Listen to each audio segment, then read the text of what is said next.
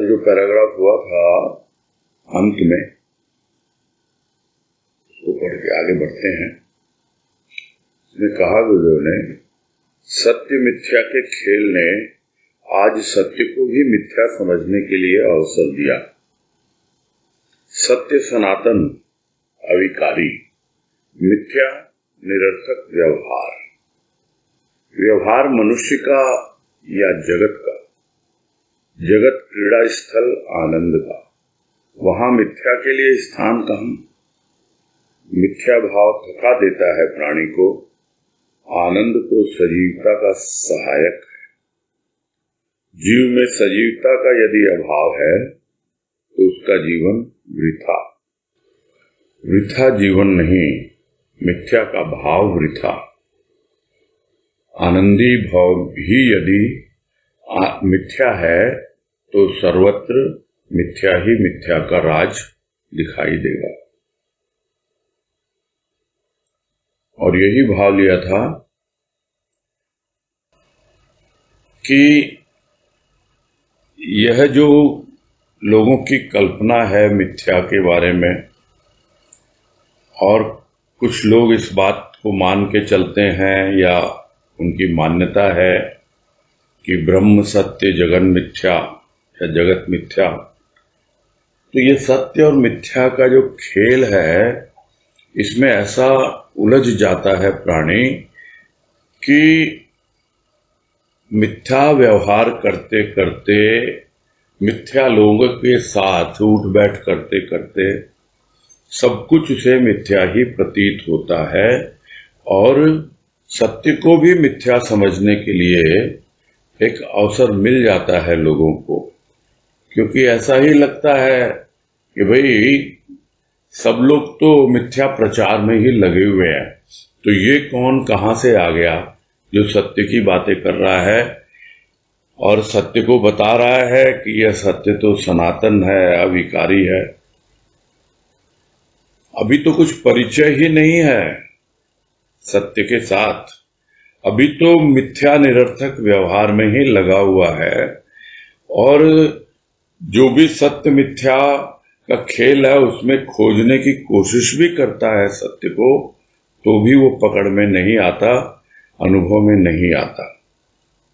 तो गुरुदेव यही कह रहे हैं, जहां कहीं तुम्हें लगे सनातन क्या होता है, सनातन होता है जो अनादिकाल से चला आ रहा है और आदि काल तक चलता रहेगा। यानी कभी भी व्यवधान नहीं होगा उसमें। दूसरे तरीके से समझें तो सत्य वो है जो देश काल और पात्र पर आधारित नहीं होता। देश यानी स्थान पर, काल यानी समय पर, पात्र यानी व्यक्ति पर। कि कोई कहे भाई सत्य जो था वो सतयुग में ही था, अब कहां सत्य है, तो मतलब काल पर आधारित नहीं है, वो आज भी है। देश यानी भाई स्थान विशेष पर कि सत्य की बातें होती थी वो तो अयोध्या में ही होती थी, जहां राम का जन्म हुआ वहीं तो राम राज्य था। तो यदि वो सत्य है तो वो देश पर भी आधारित नहीं है, और पात्र पर यानी उस सत्य पर किसी एक अवतारी का या किसी व्यक्ति विशेष का अधिकार नहीं है। वो सत्य तो सबको उपलब्ध है और सबका ही अधिकार है उस पर, बशर्ते वो सत्य की ओर आगे बढ़े, मिथ्या व्यवहार को छोड़े। तो मिथ्या क्या है? यह निरर्थक व्यवहार है। जब तक उससे बाहर नहीं निकलेगा तब तक वो विकारों से ही ग्रसित रहेगा और सत्य को अनुभव कर ही नहीं पाएगा, क्योंकि सत्य तो सनातन है और अविकारी है। अब समझना तो यही है कि जो व्यवहार हो रहा है वो मनुष्य कर रहा है या दुनिया कर रही है। तो ऐसे ही मनुष्यों के साथ उठ बैठ है तो उनके साथ वैसा ही व्यवहार होता है, और वो मिथ्या व्यवहार, निरर्थक व्यवहार ही मिथ्या में लिप्त रखता है। इसलिए उसके लिए जगत वही है। उसके लिए जगत वो नहीं है कि जहां पर गुरुदेव कहते हैं कि आनंद का क्रीड़ा स्थल है यह जगत। तो यदि तुम मान के चलते हो कि यह जगत आनंद का क्रीड़ा स्थल है, तो फिर वहां पर मिथ्या के लिए स्थान है कहां? यह तो व्यवहार तुम्हारा निरर्थक है, बेकार की बातें जिनका कोई अर्थ नहीं है। इस वजह से ही मिथ्या प्रतीत होता है, और यह मिथ्या भाव ही प्राणी को बार बार थका देता है। और जैसे ही आनंद से उसका संपर्क होता है तो एक ताजगी, एक सजीवता का अनुभव करता है, जैसे जड़वत प्राणों में चेतना जाग गई हो। और जीव में इस तरह की जब चेतना जागती है तब मालूम पड़ता है कि मुझे जीवन मिला, उसको मैं सार्थक कर रहा हूं। अन्यथा यदि उसमें सजीवता का या चेतना का अभाव है तो वो जीवन निरर्थक व्यतीत कर रहा है, बेकार है उसका जीवन। किंतु जीवन मिला नहीं था बेकार करने के लिए, वृथा नहीं था। इस मिथ्या के भाव ने उसके जीवन को बेकार कर दिया, और उसे लगता है कि जगत मिथ्या है, सब कुछ मिथ्या ही मिथ्या है, और यह मिथ्या का भाव उसके जीवन को ऐसे ही बेकार ही व्यतीत करने के लिए बाध्य कर रहा है। और फिर उस बात को और ज्यादा जोर दे रहे हैं गुरुदेव कि यदि यह आनंदी भाव, यह भाव क्या है? आनंदी, आनंद मनाने के लिए। जो आनंदी पुरुष है वो यहां आनंद ही मनाता है, और उसको भी यदि तुम मिथ्या कहते हो तो स्वाभाविक है, आपको सर्वत्र मिथ्या ही मिथ्या का राज्य दिखलाई देगा। दिख भी रहा है, जो बैठे हैं राजपाट चला रहे हैं, जो अगल बगल हैं, जो इधर उधर, सब तरफ तो लगता ही है कि सर्वत्र मिथ्या का राज दिखाई देगा। क्यों? क्योंकि हम उनके व्यवहार में उलझे हुए हैं, हम उनके निरर्थक बातों में लगे हुए हैं, हम संतों की बातें नहीं सुनते, उनके भावों को नहीं समझते, जो कहते हैं कि यह भाव जो है वो तो आनंद की क्रीड़ा भूमि है, तुम भाव में रहो, आनंद उठाओ इस भाव का। आज कह रहे हैं जगत मिथ्या की उक्ति किसी भी व्यक्ति की क्यों न हो, तत्वपूर्ण प्रतीत नहीं होती। मान्यता तथा भ्रांति के आधार पर जगत मिथ्या की लोकोक्ति प्रचारित होती आई है। ब्रह्म सत्य है, और यह तो ठीक है, या यूं कहा जाए कि सत्य ही ब्रह्म है, यह तो महावाक्य है। किंतु जगत मिथ्या कहकर भ्रांति का ही सृजन हुआ है, ब्रह्म की महत्ता नहीं। एक सच्चा, एक झूठा, यह कहना तुलनात्मक वाक्य हुआ। ब्रह्म की तुलना किसी भी भाव या वस्तु से करें, यह बुद्धिगत निर्णय होगा, तथ्यगत नहीं। और इसी बात को जगत मिथ्या ब्रह्म सत्य और अच्छे तरीके से दूसरे ढंग से प्रस्तुत कर रहे हैं गुरुदेव, ताकि जो लोग इसका बार बार प्रतिपादन करते हैं कि ब्रह्म सत्य जगत मिथ्या, उनको समझ में आए कि किसी भी व्यक्ति की उक्ति क्यों न हो कि यह जगत मिथ्या है, किंतु यह तत्वपूर्ण नहीं है। उस व्यक्ति ने तत्व के ऊपर जरा भी खोज नहीं की है, वो तत्वदर्शी नहीं है, इसलिए ये तत्वपूर्ण प्रतीत नहीं होती है। ये ऐसा लगता है जैसे मान्यता और भ्रांति के आधार पर इस लोकोक्ति की तरह यह जगत मिथ्या, जगत मिथ्या। एक से दूसरे ने सुना, दूसरे से तीसरे ने सुना, और इसी का स्लोगन देते हुए आगे बढ़ गए, ब्रह्म सत्य जगत मिथ्या। चलो किसी भी व्यक्ति की क्यों ना हो, यहां गुरुदेव ने नाम नहीं लिखा है, जबकि साधारणतः जैसा हम लोगों ने समझा है कि यह उक्ति जो है आदि शंकराचार्य जी की है। उन्होंने अनुभव किया होगा, अपने ढंग से किया होगा, किंतु लोग समझते तो है नहीं, बस बात को पकड़ लेते हैं और उसका मंत्र की तरह जाप करते रहते हैं, और वो बात एक लोकोक्ति बन के एक जनरेशन से दूसरे जनरेशन में, यानी एक के बाद एक न जाने कितने वर्षों से चली आ रही है ये बात, कि जो भी आध्यात्मिक दिशा में आगे बढ़ता है, हर कोई यही कहता है कि ये जगत मिथ्या है, मिथ्या व्यवहार से भागो। हाँ, व्यवहार मिथ्या है, जगत मिथ्या कैसे हो सकता है? और उसी को समझा रहे गुरुदेव कि ये सब मान्यता और भ्रांति है और कुछ नहीं है। अगर तुम कहते हो कि ब्रह्म सत्य है, और यह ठीक भी है, गलत क्या है इसमें? बिल्कुल सही कह रहे हो, किंतु गुरुदेव का सजेशन है कि इसको यदि यूं कहा जाए कि सत्य ही ब्रह्म है, तो यह तो एक महावाक्य हो गया।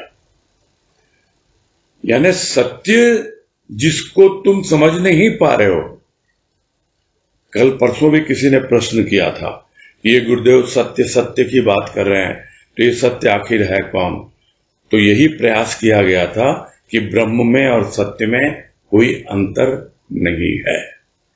जहां सत्य आता है वहां लोगों को प्रतीत होता है कि बाकी सब मिथ्या है।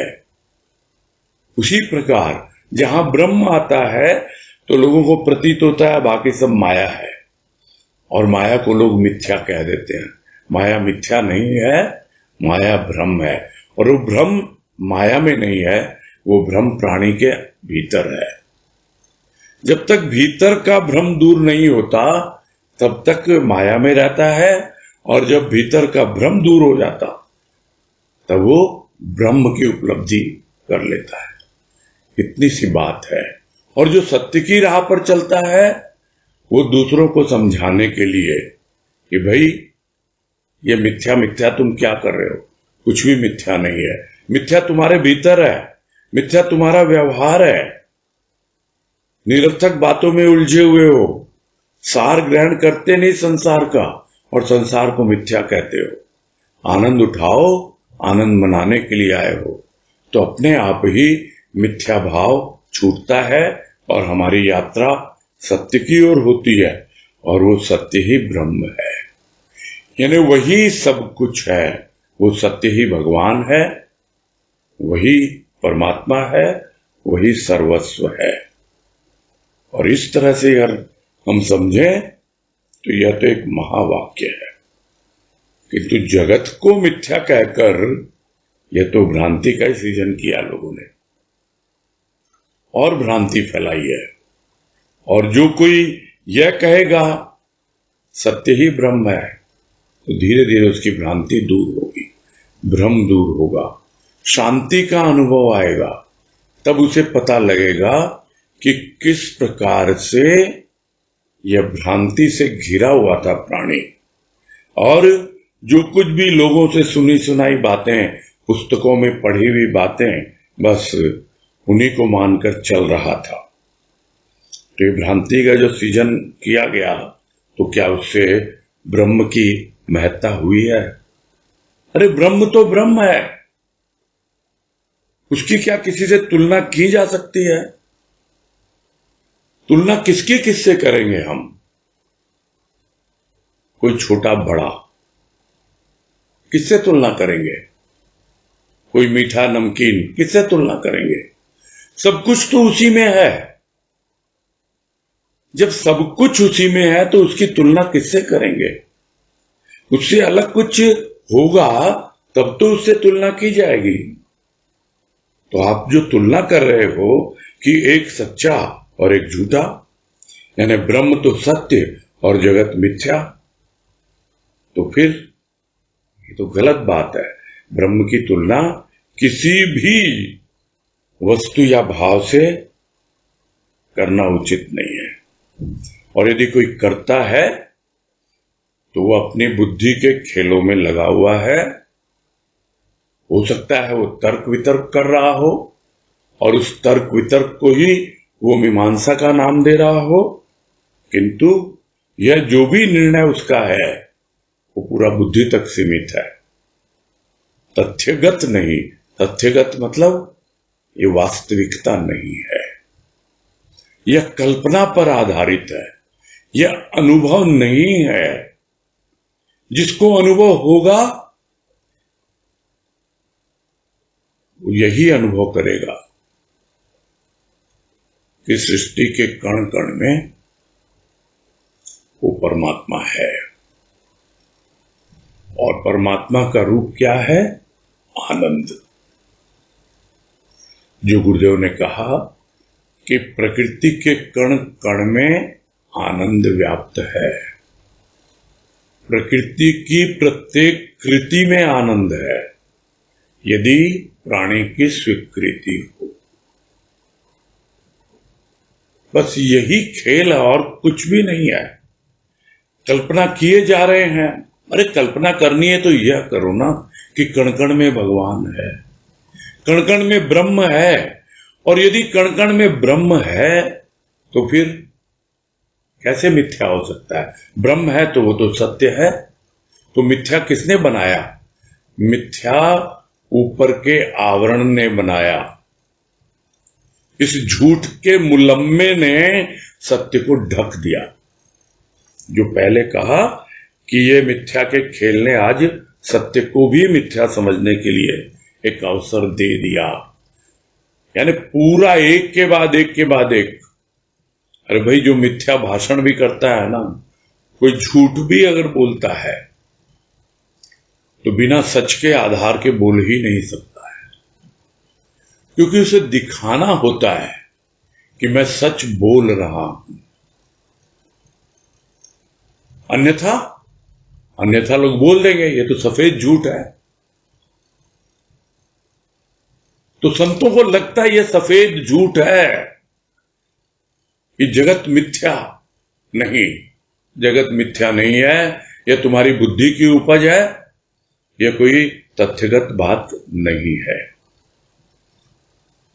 आगे कह रहे हैं, रस को ब्रह्म कहा गया तो क्या यह जगत रसपूर्ण नहीं?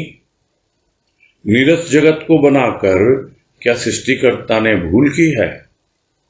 नहीं, आनंदी सत्य की सृष्टि भी आनंदपूर्ण है। मिथ्या का भाव ही मिथ्या है। मिथ्या या सत्य की मीमांसा करना धर्माचार्यों का कार्य रहा है। आनंद ही आनंद देता है, मीमांसा नहीं। और यही समझा रहे हैं आगे कि यदि आप रस को ब्रह्म कह रहे हो, रस को ईश्वर कह रहे हो, रसो वही स कह रहे हो कि रस ही वह है, वो ईश्वर, वो ब्रह्म, तो फिर क्या ये जगत तुमको नीरस लगता है? और यदि तुमको नीरस लगता है ये जगत, इसका मतलब तुम्हें अभी रसपान करने की, क्या कहें उसको, युक्ति नहीं आई है।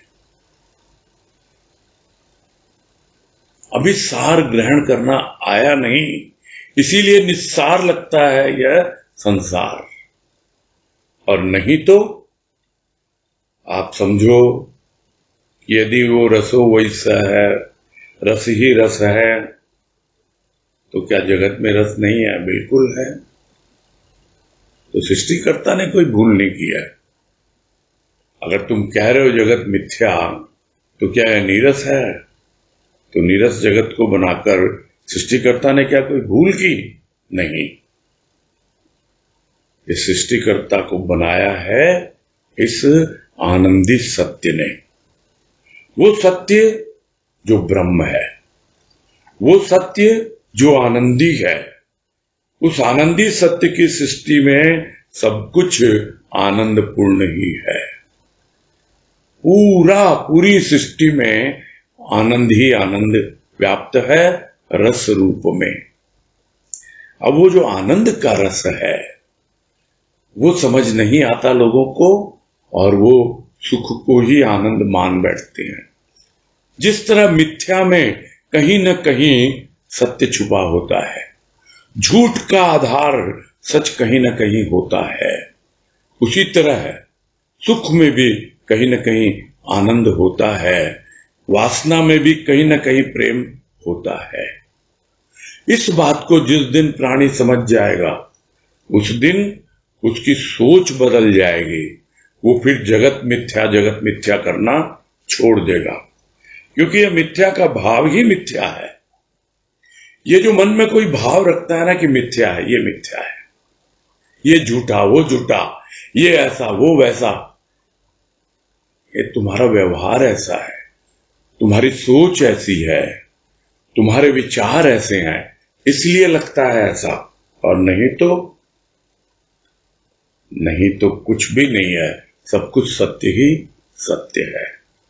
तो जो लोग इसके ऊपर विचार करते हैं, मीमांसा करते हैं, तर्क वितर्क अपना रखते हैं कि हाँ भाई ये जगत मिथ्या है या सत्य है, वो लगे रहे अपना।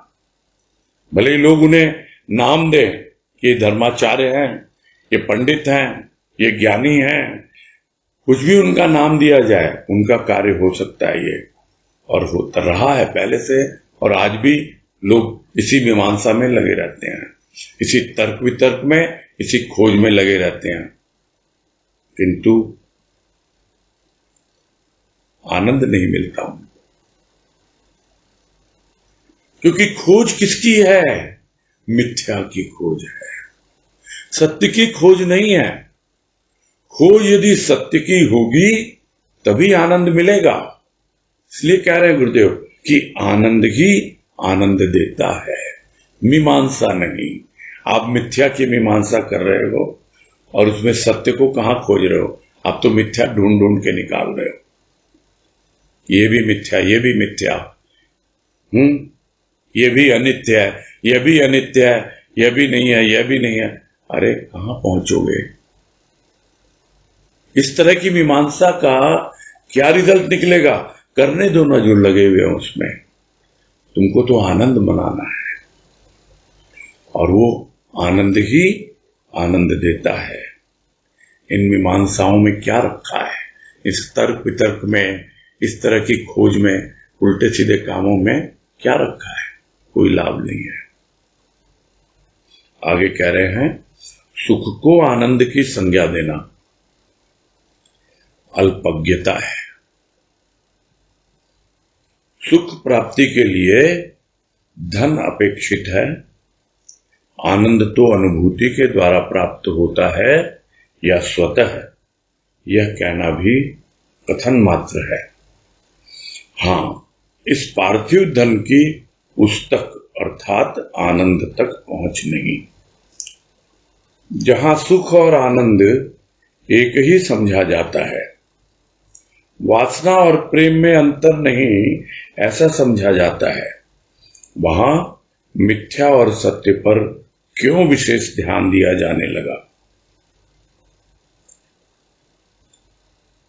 और जो बातें चल रही हैं उसी का आगे गुरुदेव स्पष्टीकरण कर रहे हैं कि सुख को आनंद की संज्ञा देना अल्पज्ञता है, यानी आपने बहुत कम जाना है अभी आनंद को, बहुत कम अनुभव किया है। अल्पज्ञ, अज्ञ नहीं कहा, अज्ञ यानी बिल्कुल मूर्ख, अल्पज्ञ यानी थोड़ा सा ज्ञान है। हो सकता है आपको सुख में थोड़ी सी अनुभूति हुई हो और आप उसी को आनंद मान बैठे हो, किंतु यह अल्पज्ञता है। हां, सुख प्राप्ति के लिए धन की आवश्यकता पड़ती है, यह बिल्कुल सही बात है, किंतु आनंद के लिए यह जो पार्थिव धन है इसकी कोई अपेक्षा नहीं होती।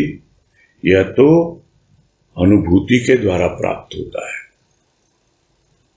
जिसको जैसे जैसे भीतर रस की अनुभूति होती जाती है प्रेम और भाव के द्वारा, वैसे वैसे उसे आनंद की अनुभूति उसकी प्रगाढ़, गंभीर और गहन होती चली जाती है। और यह स्वतः अपने आप प्राप्त होती है। यह कहना भी कथन मात्र है। हो सकता है अपने आप हो जाए, किंतु किसको होगा अपने आप? जो इसके लिए प्रयत्नशील होगा। बहुत बार हम उम्मीद नहीं करते, एक्सपेक्ट नहीं करते, और न जाने कहां से क्या क्या हमें मिल जाता है, हम समझ नहीं पाते हैं। यानी जिस चीज को हम ढूंढ रहे थे वो अपने आप मिल गई स्वतः ही, और थोड़ी सी खोज रहे थे और कहां से कहां एकदम पता नहीं लगता। किंतु जो खोजेगा नहीं और सोच लेगा कि गुरुदेव ने तो कहा स्वतः प्राप्त हो जाता है, बैठ जाओ आप, तो कुछ करना नहीं है, करना कुछ भी नहीं है, अनुभव तो होने चाहिए ना। और वो अनुभव कहां से मिलेंगे? मनन चिंतन के बिना नहीं मिलेंगे। तो मनन चिंतन से अनुभव, फिर अनुभूति, इसमें जब तक लगा रहेगा तो एक दिन उस आनंद की स्वतः ही अनुभूति हो जाएगी, जिस आनंद की बात बार बार गुरुदेव कहते हैं, जिसको लोग कहते हैं आत्मानुभूति, गुरुदेव कहते हैं आत्मानंद। उसे कुछ भी नाम दिया जाए वो फिर स्वतः होगी, किंतु प्रारंभ तो अनुभव से होगा, फिर अनुभूति के द्वारा ही आगे बढ़ा जाएगा। किंतु हां, यदि कोई समझे कि रुपये पैसे से, धन दौलत से, इस पार्थिव धन से उस आनंद तक पहुंचा जा सकता है, तो गलत दिशा में सोच रहा है। वहां उसकी पहुंच नहीं है। यह क्लियर कर दे रहे हैं वंस फॉर ऑल। हाँ, जिनको नहीं चाहिए आनंद, जिनको सिर्फ सुख ही सुख चाहिए, हाँ, उनके लिए तो धन अपेक्षित है, ये तो गुरुदेव ने पहले ही कह दिया। किंतु जिनको आनंद चाहिए और वो गलत तरीके से आनंद लेना चाहते हैं, रुपये पैसे के द्वारा, धन दौलत के द्वारा, उसकी पहुंच वहां नहीं है। वहां अगर कुछ पहुंच सकता है तो आपका प्रेम और भाव ही पहुंच सकता है, आपका अनुभव और अनुभूति ही आपको वहां तक पहुंचा सकती है। और उसकी कृपा हुई तो स्वतः ही आपको पता लग जाएगा। अब दुनिया में क्या है कि सुख और आनंद इसी को एक समझ बैठे हैं, प्रेम और वासना उसको एक समझ बैठे हैं। तो फिर वहां पर मिथ्या और सत्य के बारे में ये सब बातें जो हम कर रहे हैं, उसका क्या है? कोई महत्व है? कोई ध्यान नहीं देने वाला इस पर। कितना ही समझा दो कि सब कुछ आनंद ही आनंद है, सब कुछ सत्य ही सत्य है, मिथ्या कुछ भी नहीं है, तो भी समझ में आने वाली बात नहीं है। क्योंकि कोई अगर सुख को ही आनंद मान बैठा है और वासना को ही प्रेम समझ बैठा है, तो फिर उसके सामने मिथ्या और सत्य, इन सब बातों का कोई महत्व नहीं होता, और वो इस पे कोई विशेष ध्यान देता भी नहीं है।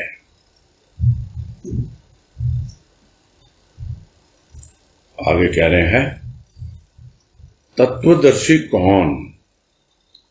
जिसने तत्व के दर्शन के लिए अहम को भुलाया तथा अन्वेषण करते करते तत्व में लीन हो गया।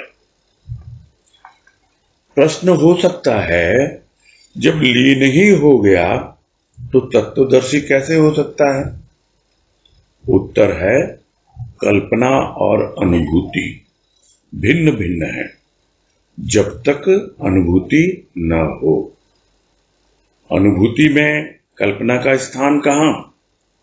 लीन होने वाला ही सच्चा दर्शी है, अन्यथा कल्पना ही कल्पना है, जिसे बुद्धि बल तथा शाब्दिक मायाजाल के आधार पर दर्शी माना जाता है। और इस पैराग्राफ को समझना इतना आसान नहीं हुआ। पहले से ही यह बता देना आवश्यक है कि इसके लिए कुछ ऐसे कॉन्सेप्ट की जरूरत है, कुछ ऐसी सोच और समझ की आवश्यकता है। जो अक्सर लोग बोलते रहते हैं कि यह तो तत्वदर्शी है, तत्वदर्शी है, यानी इसने तत्व का दर्शन कर लिया। किंतु वास्तव में होता कौन है तत्वदर्शी? तत्वदर्शी वो होता है जिसने उस तत्व के दर्शन के लिए अपने अहम को पूरी तरह से भुला दिया और उस तत्व का अन्वेषण करते करते उसी तत्व में लीन हो गया। तो हम किस तत्व का अन्वेषण कर रहे हैं? जरा शांति से विचार करें। हम अन्वेषण कर रहे हैं आत्म तत्व का, और जिसको आत्म तत्व का अनुभव हो जाता है तो कुछ लोग उसे आत्म अनुभूति कह देते हैं, कुछ लोग उसे आत्मदर्शी कह देते हैं, और कुछ लोग उसे तत्वदर्शी भी कह देते हैं। किंतु उसके लिए सबसे आवश्यक क्या है कि तत्व दर्शन के लिए अहम को भुलाया, यानी उस वक्त आपका अहम नहीं होगा। यदि कोई बोले यह तो तत्वदर्शी है और इसने उद्घोष कर दिया अहम ब्रह्मास्मि, यानी मैं ही ब्रह्म हूं, इसका मतलब उसके ब्रह्म में मैं अभी भी विद्यमान है, अभी भी उसका अहम है, अहम ब्रह्मास्मि। किंतु अहम को पूरी तरह से उसमें लीन कर देना होता है। किसमें? उस तत्व में। यदि आप ब्रह्म की खोज कर रहे हो तो उस ब्रह्म तत्व में पूरी तरह से अहम को लीन कर देना होता है, तब वो तत्वदर्शी होगा। तो उसको दर्शी क्यों कहेंगे? तो प्रश्न उठ सकता है कि जब लीन ही हो गया तो फिर दर्शी कैसे हुआ? कौन देख रहा उस वक्त? जब दृष्टा ही लीन हो गया उसमें तो वो आत्मदृष्टा कैसे हुआ? बहुत सुंदर प्रश्न है और बहुत हाई लेवल का प्रश्न है, और उसका उत्तर भी स्वाभाविक है। जो गुरुदेव दे रहे हैं वो बड़ा हाई लेवल का है और उसको समझना इतना आसान नहीं है, फिर भी समझने का प्रयास हम लोग करेंगे कि जब लीन ही हो गया उसमें तो फिर दर्शी कैसे हो सकता है। तो क्या उत्तर दे रहे हैं कि एक तो कल्पना है और दूसरी अनुभूति है, क्योंकि पूरी आध्यात्मिक यात्रा प्रारंभ होती है श्रवण से, यानी हमने कुछ सुना और हमने उसकी कल्पना की, और उस कल्पना का आधार लेकर हम सूक्ष्म में उसकी अनुभूति कर रहे हैं। ये दोनों अलग अलग हैं, दोनों एक साथ नहीं रह सकते। जैसे कल्पना हमारे अनुभव में आ गई तो फिर वो कल्पना नहीं है, वो अनुभव बन गया। तो जब तक अनुभूति ना हो तब तक कल्पना और अनुभूति भिन्न भिन्न है। दोनों को एक समझ लेना बहुत बड़ी भूल कहलाएगी। तो यह तो हमारी आध्यात्मिक यात्रा का, जिसको हम कहते हैं हम चल पड़े, तत्वदर्शी बनकर अन्वेषण कर रहे हैं, खोज कर रहे हैं, तो जो हमें अनुभव मिला हम उसमें पूरी तरह से लीन हो गए, तल्लीन हो गए, तो वही अनुभव आगे बढ़ेगा, फिर उस पर चित्त चिंतन करेगा, तब जाकर के और आगे बढ़ेगा, अनुभूति का रूप लेगा, फिर और आगे बढ़ेगा। यानी अनुभव, कल्पना, अनुभव, अनुभूति।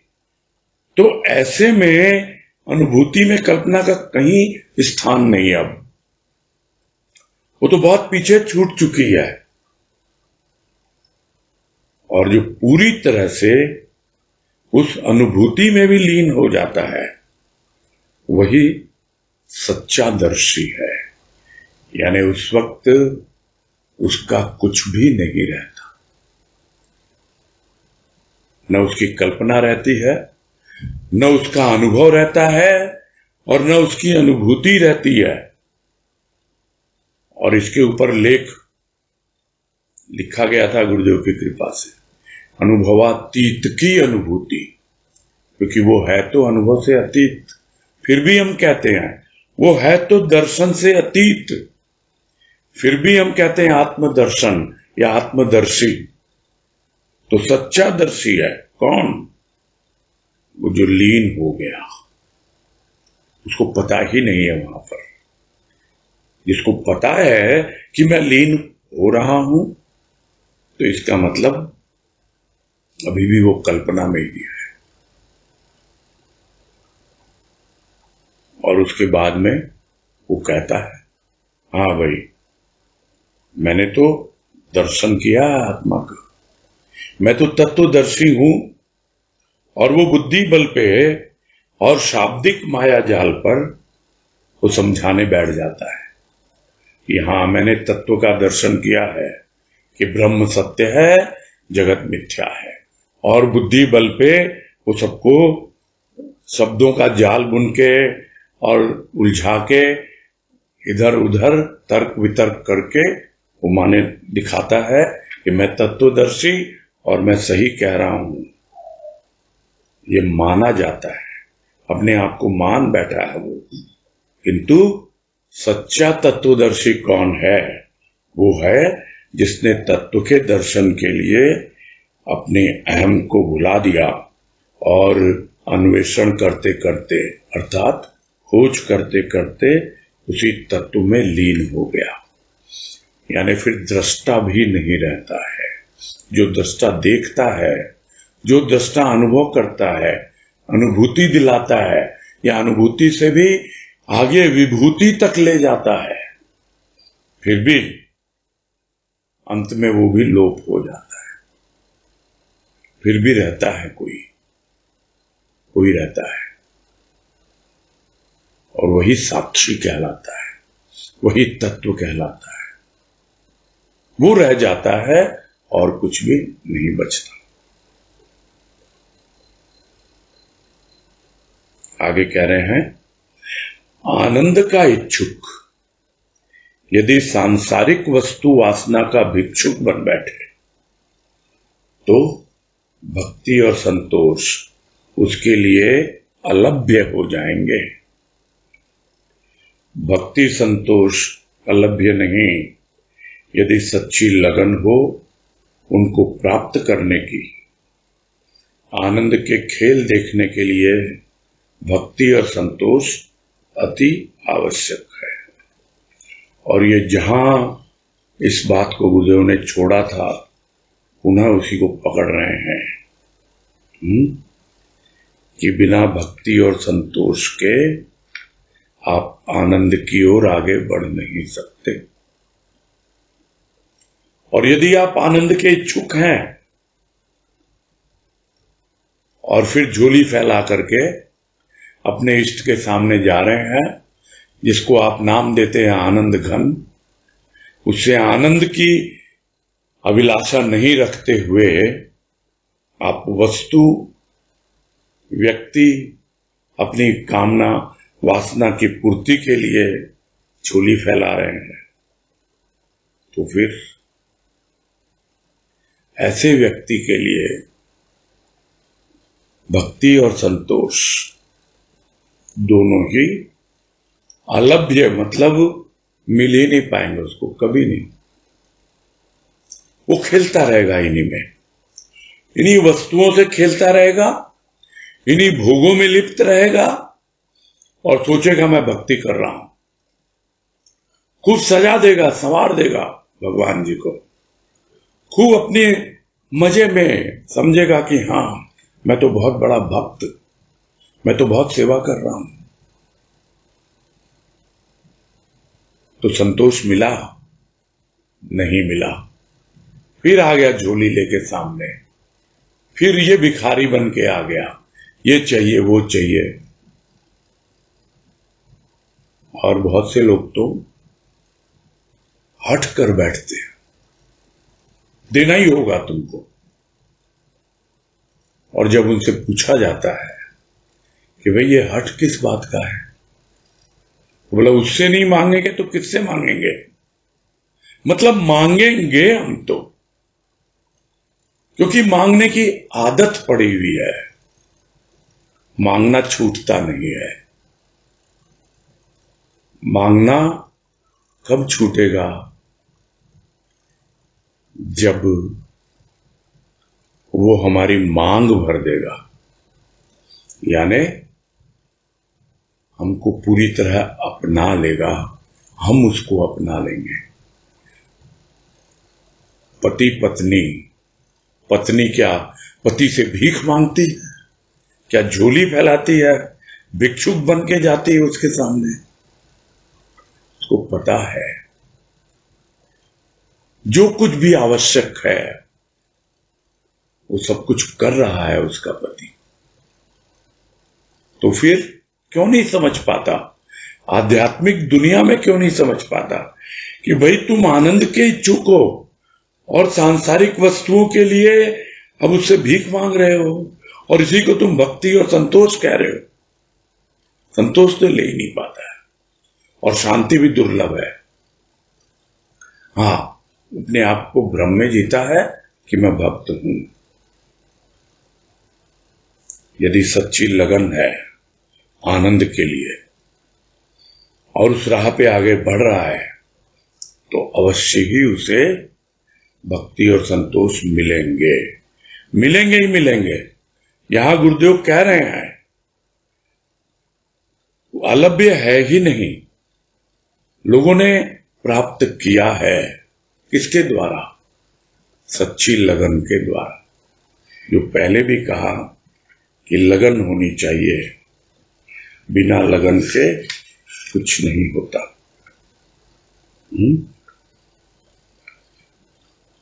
तो समझने के लिए यही बात है यहां पर कि आनंद का खेल देखना है तो उसके लिए भक्ति और संतोष बहुत आवश्यक है। पहले खेल देखेंगे उसका कि किस प्रकार वो अपने प्रेम और भाव के द्वारा हमसे खेल रहा है, हमको खेलना सिखा रहा है। और जब खेलना सीख जाएंगे तब आनंद उठाना सीखेंगे। ये भाव क्या है? ये आनंद की क्रीड़ा भूमि है। ये जीवन क्या है? यह आनंद उठाने के लिए मिला है, तब पता लगेगा। अभी तो हमें आनंद का खेल देखना है, और वो खेल जो पूरी तरह सूक्ष्म के खेल है, वो प्रेम और भाव की अनुभूति के द्वारा ही देखे जा सकते हैं। देखना अब समझ में आ गया, देखे जा सकते हैं यानी अनुभव किए जा सकते हैं। यही कह रहे हैं गुरुदेव कि आनंद का खेल देखने यानी आनंद की अनुभूति के लिए भक्ति और संतोष बहुत ही आवश्यक है। उसको पकड़े बिना सच्ची भक्ति और सच्चा संतोष, और नहीं तो सांसारिक वस्तुओं के लिए, पार्थिव धन के लिए, इन सब चीजों के लिए यदि हम लगे हुए हैं तो फिर आनंद तो सिर्फ बातों में ही है, पूरी कल्पना है। कितनी ही बात कर लो, बाकी उसकी मर्जी, उसकी कृपा। ठीक है, पूरा करते हैं।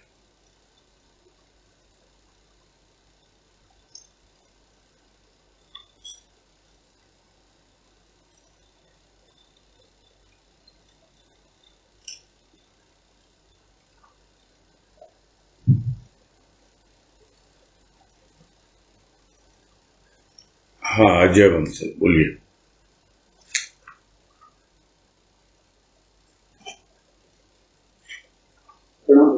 हाँ, नमस्कार। हरिओम। हरिओम। ये तत्व क्या होता है? तत्व के बारे में थोड़ा बताएंगे कि तत्व क्या है? आप थे क्या जब बात हो रही थी? शुरू में कई देर तो एब्सेंट अभी ना फिलहाल। हाँ, ये बात हुई जब आप मौजूद थे क्या? अभी शुरू से थे क्या मौजूद?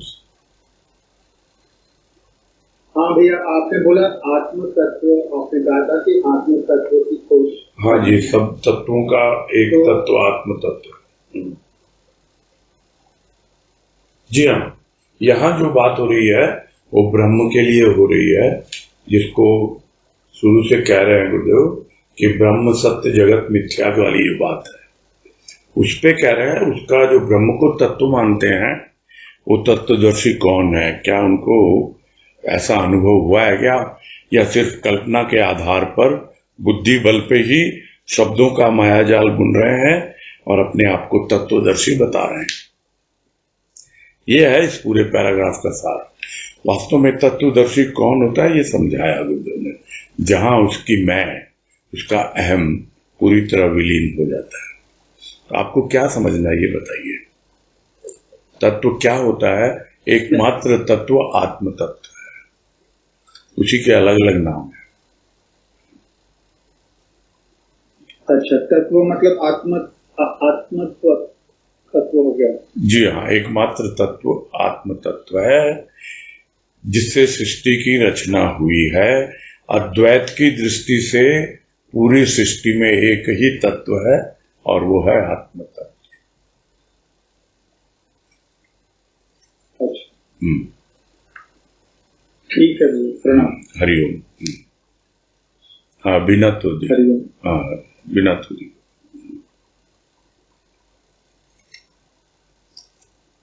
प्रणाम भैया। हाँ, नमस्कार, बोलिए। भैया, वो एक थोड़ा सा अटपटा प्रश्न है कि आनंद तो आत्मा में भी है, परमात्मा में भी है, और स्व में भी आनंद है, और ये भी थोड़ा कंसेप्चुअली समझ में आता है कि आत्मा परमात्मा अपनी माँ और पिता को जाने बिना हम अपने आप को नहीं जान सकते। पर ये लगता है कि इन तीनों में एक ही आनंद है, या एक ही क्वालिटी का, एक ही क्वांटिटी का आनंद है, या फिर आत्मा तक ही रुक क्यों न जाए। इस तरह से आनंद तो आत्मा में भी है। तो ये इस तरह का कुछ दोनों तो कहा ना, सृष्टि के कण कण में आनंद है, कहाँ नहीं है आनंद। फिर सब जगह है, जहां बैठे हो आप वहां भी आनंद है। तो आनंद तो आपकी भावना में है। हाँ, जहां तक आप क्वालिटी बोल रहे हो या शुद्धता की बात है, उसका फर्क तो है ही। एक बार जब वो आनंद पूरी तरह शुद्ध हो जाता है तो फिर आप उसको कहीं भी नाम दे दो, उसको आप आत्मा में बोल दो आत्मानंद, उसको परमात्मानंद, उसको ब्रह्मानंद, उसको कुछ भी नाम दे दो, उससे कोई फर्क नहीं पड़ता। ये उसी एक ही तत्व के अलग अलग नाम है। जो भी बात हुई कि वो तत्व कौन है, वो एक तत्व आत्म तत्व है, उसी के अलग अलग नाम है।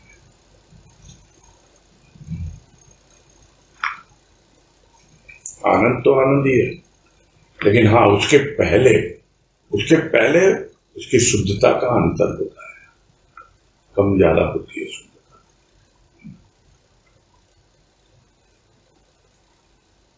क्लियर होगी बातें? नहीं? आत्मा में भी शुद्ध आनंद है। जी हाँ, आत्मा में भी शुद्ध आनंद है, परमात्मा में भी शुद्ध आनंद है, में भी शुद्ध आनंद है, ब्रह्म में भी शुद्ध आनंद, सब में, पुरुष में भी शुद्ध आनंद है, शिव में भी शुद्ध आनंद है, सब में शुद्ध आनंद है। हाँ, जब वो पुरुष से प्रकृति में आएगा तब वहां पे आनंद की क्वालिटी थोड़ी अलग होगी। जब वो ब्रह्म से माया में आएगा तो आनंद की क्वालिटी अलग होगी। समझ गया?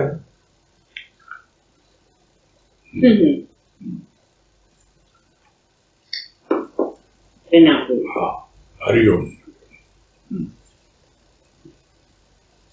हाँ, नेक्स्ट तनुश्री शर्मा।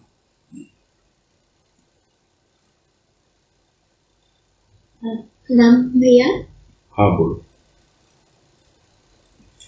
जैसे बात हुई कि हर चीज में आनंद है, कण कण में आनंद है, तो मतलब हम जो भी कार्य कर रहे हैं हमें उसमें रस की खोज करनी है कि कैसे कैसे, जरूर उसमें भी कोई रस है, हमें उसकी खोज करनी है, ऐसा?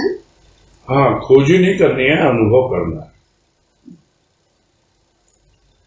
सिर्फ खोज तक ही सीमित नहीं रहना। अच्छा। जब आपने खोज लिया तो ये तो वही तो बात है ना, डे टू डे टारगेट्स और क्या होते हैं। बैठे हम आज, कैसा रहा आज का दिन? बड़ा अच्छा लगा, बहुत भीतर ही भीतर देखो कितना संतोष मिला है, कितनी शांति मिल रही है, कितना रस मिल रहा है, वो आनंद आता है उसका। इस तरीके से होता है। कुछ कार्य करते हुए भी वो कार्य आप कर रहे हैं, पूरी तरह से उसमें इन्वॉल्व होके कर रहे हैं, कितना अच्छा लगता है, रस मिल रहा है आपको, आनंद आ रहा है। तो आनंद तो है ही, सब जगह है। बात जो अभी भी बीना जी से कि क्वालिटी का फर्क तो है, खैर जो आनंद आत्मा का है वो अलग है और जो आनंद है अलग है। अलग अलग धरातल है, जैसे स्थूल के धरातल हैं और सूक्ष्म के भी धरातल हैं, सब अलग अलग धरातल हैं, किंतु आनंद तो सर्वत्र है, बस यही फर्क है। जैसे शुरू में बात आई थी कि उसको किसी स्थूल का आधार नहीं चाहिए, तो नहीं, कार्य करने में ऐसा नहीं, ऐसा नहीं, फिर हम सूक्ष्म को, ऐसी बात नहीं, गलत फहमी आपको। आत्मानंद को नहीं चाहिए, आत्मानंद को नहीं चाहिए, किंतु आपकी आध्यात्मिक यात्रा वो तो प्रारंभ होती ही है स्थूल से, क्योंकि आप स्थूल जीवन जी रहे हो, आप कोई हवा में नहीं उड़ रहे हो। आप इस जमीन पर हो, जमीन स्थूल है, स्थूल हमारा जीवन है, वहीं से शुरू होगी यात्रा। तो शुरुआत तो वैसे ही होती है, और उसका उदाहरण भी 2-3 और ज्यादा दिन हो गए होंगे, प्रश्न किया था किसी ने कि ये जो भाव जो होता है प्योर क्या है, तो वो यही था ना, प्योर क्या है। शुरुआत तो आपको जैसे रनवे से दौड़ता है एरोप्लेन, वहां से शुरू करना ही पड़ता है। किस पे दौड़ रहा है प्लेन? स्थूल में ही तो है ना, भले उसका काम हवा में उड़ना है। तो शुरुआत तो स्थूल से ही होती है, ठीक है। उसमें हमको सूक्ष्म आनंद को पकड़ना है। हाँ जी, पकड़ना है और एंजॉय करना है, आनंद उठाना है, आनंद का रस लेना है। ठीक है, ठीक है। हरिओम, प्रणाम। हरिओम, हरिओम। स्वाति अग्रवाल।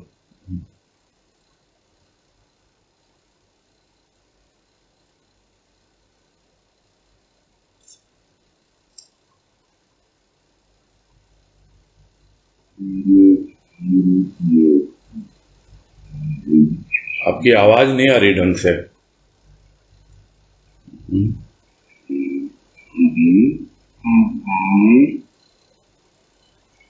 कुछ आपके नेट में प्रॉब्लम लग रही है, इंटरनेट में।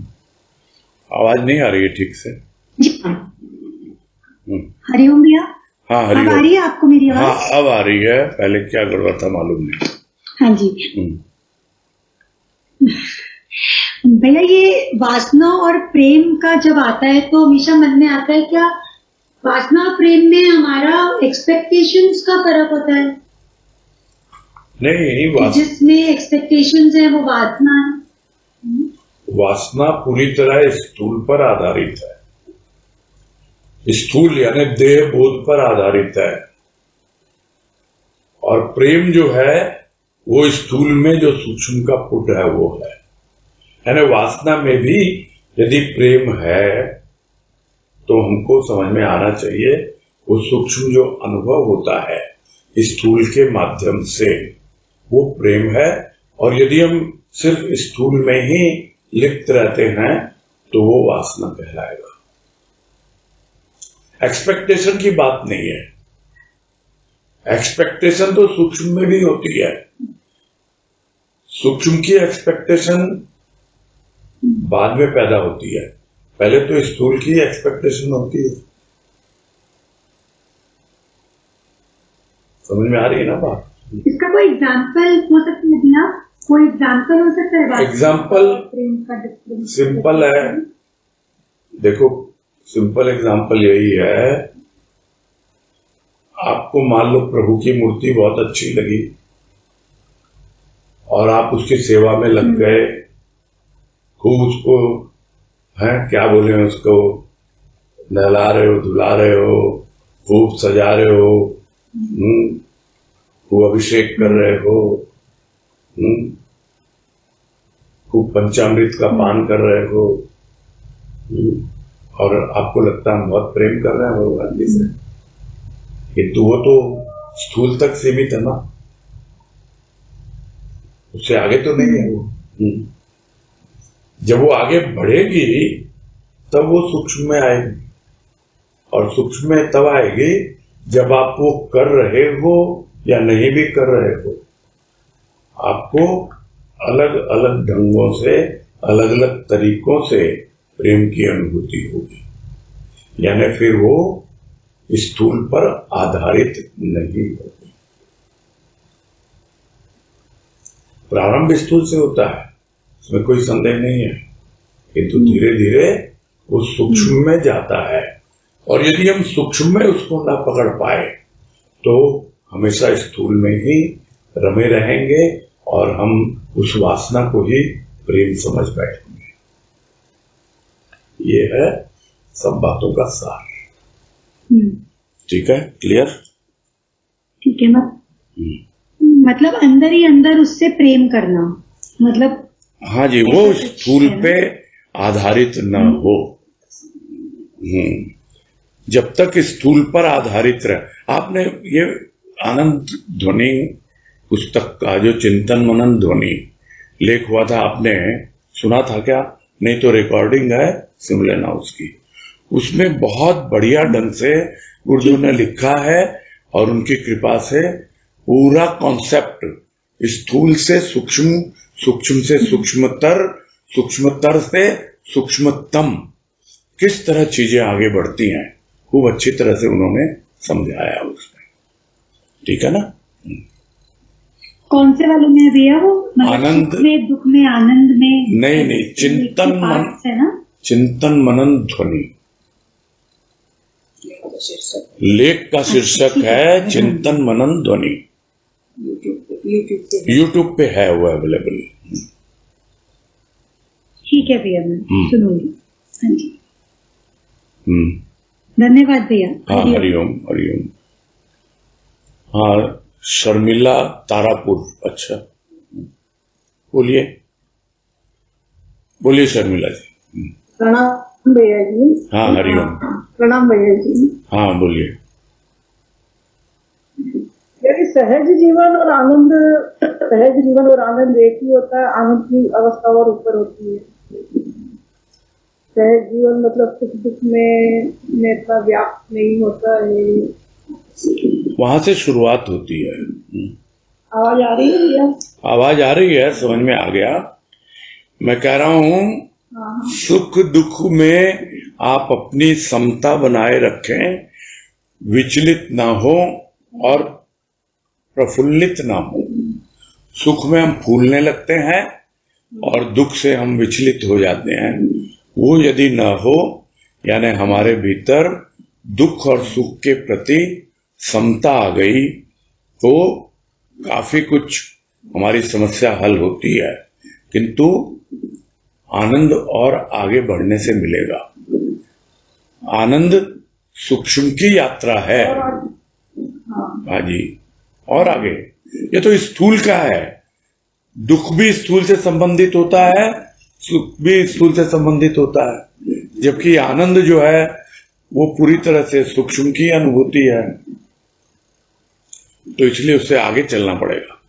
शायद हाँ भैया, लेकिन इसमें सहजता आती है, लेकिन कोई जैसे आप बोल रहे हैं कि भिक्षुक अभी अति गहन कोई खुशी हो या दुख हो, खुशी में तो कम ही बैठते हैं, दुख में ही ज्यादा। या और एक बार ये भी सुना था कि दुनिया के सामने रोने से क्या होने वाला है, ये भी बात कभी समझ में आती है। तो जैसे अंतरंग गुरुदेव है, माँ है, इनके पास ही बैठेंगे तो भिक्षुक नहीं बन के भी भिक्षुक ही हो गए क्या एक तरीके से? भाई ये तो गुरुदेव कह रहे हैं, मैं कुछ नहीं कह रहा हूँ, है ना। नहीं तो बहुत नहीं, आप नहीं कह रहे हैं। हाँ जी। मेरा पूछने का मतलब ये था कि बहुत ज्यादा गहन दुखी है। हाँ तो आप मांगने की इच्छा नहीं है, लेकिन वो दुख के आप अभी उन सब ठीक है, बिल्कुल हो जाते हैं। आप उनसे बाहर नहीं निकल पा रहे हो ना, इसका मतलब यही बात है ना, उससे आप बाहर नहीं निकल पा रहे हो।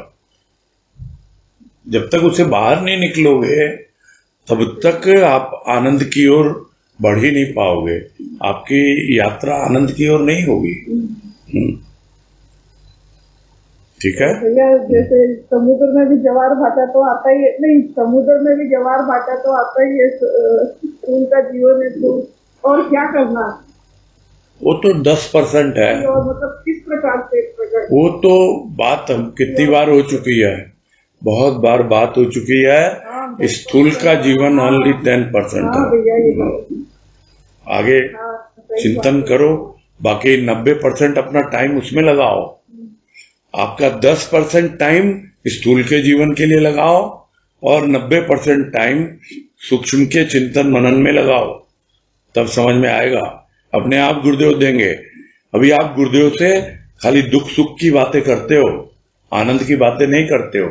वही तो कहा अंतिम पैराग्राफ में। हाँ नहीं करते, हाँ नहीं करते। लेकिन भिक्षुक भी नहीं बन रहे, लेकिन अब दुख कोई आ जाता है तो बैठना तो पड़ता ही है ना। बैठना छोड़ देंगे, ठीक है, जो प्रभु वो आपकी मर्जी है, वो आपकी मर्जी है। आपको क्या चाहिए, आपको जो चाहिए वो दे रहा है देने वाला। हाँ जी, ठीक है ना। ठीक है भैया, प्रणाम भैया। हाँ, हरिओम। हाँ भैया। 2:05 तो हो चुके हैं।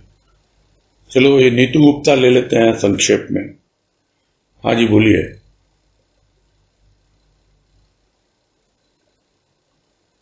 हरिओम भैया। हाँ हरिओम बोलिए। हरिओम। ये बोल रही थी मैं कि अभी एक में आया था कि लीन होने वाला ही सच्चा दर्शी है। हाँ जी। ये इसमें जो आया भी, हाँ, तो इसमें गुरुदेव की भाव निर्जरने की भाव की एक वाणी थी, वाणी है मतलब कि मैं तो शरीर छोड़ूंगा ही, लेकिन मैं तुझे अमर करके छोड़ूंगा क्योंकि मैं अमर हूँ, ऐसे करके कुछ वाणी है गुरुदेव की। तो उसमें जो गुरुदेव कह रहे हैं मैं अमर हूँ, तो वही जो उनकी मैं है, यानी कि जो बाबा में लीन हो चुकी है, यानी कि उनकी सच्ची मैं आ चुकी है, जो वही उस चलशी है। मतलब ये मुझे थोड़ा आ रहा था मन में। नहीं, इस वाणी का इससे कोई संबंध नहीं। जो वाणी आप कोट कर रहे हो, इस वाणी का जो बातें हैं उससे कोई संबंध नहीं है, जैसा मुझे समझ में आ रहा है। वो अलग इशू है जो गुरुदेव कह रहे हैं वाणी में, और अभी जो बातें हैं वो एक अलग इशू है, वो उससे कोई रिलेटेड नहीं है। ये ठीक है जो लीन हो जाता है, जिसका अहम लीन हो जाता है, पूरी तरह अहंकार, क्योंकि अंतिम क्या है लेवल, आत्मा के पहले कौन सा लेवल है, वो अहंकार का ही लेवल है भाई। जो गुरुदेव ने 5 लेवल बताए हैं, पंचम तल्ला परमात्मा, चौथा तल्ला आत्मा, तीसरा तल्ला अहंकार, दूसरा तल्ला बुद्धि, पहला तल्ला मन, आंगन स्थूल सड़क खेल, ये जो बताए हैं सारे लेवल, उसमें ऊपर चढ़ते चढ़ते जब आप पहुंचोगे तो अहंकार का ही लेवल आया ना, उसके बाद तो आत्मा ही है। तो जब तक अहंकार का लेवल नहीं छोड़ोगे, यानी पूरी तरह अहंकार आपका आत्मा में विलीन नहीं होगा, तो आप आत्मदर्शी नहीं हो सकते हो। यही है इसका सार। ठीक है, हाँ ठीक है। हरिओम। आप पूरा करते हो।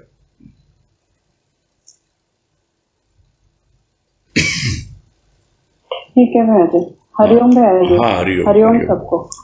हरिओम सबको, हरिओम।